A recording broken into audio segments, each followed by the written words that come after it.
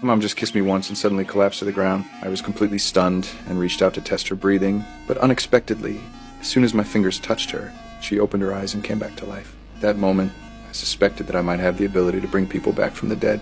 But the next morning, my mom accidentally touched me again. She collapsed again. I hurried to save her, intending to use that power again. But this time, no matter how I touched her, she never woke up again. That's when I realized that anyone I brought back to life would die forever if they touched me again. From then on, I hardly dared to use this power.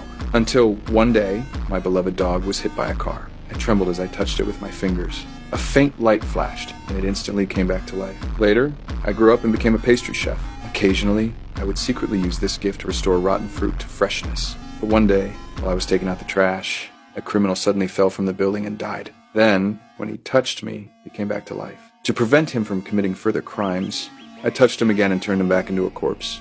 A detective standing on the rooftop happened to see the whole thing. He came to me, saying he wanted to use my ability to solve cases.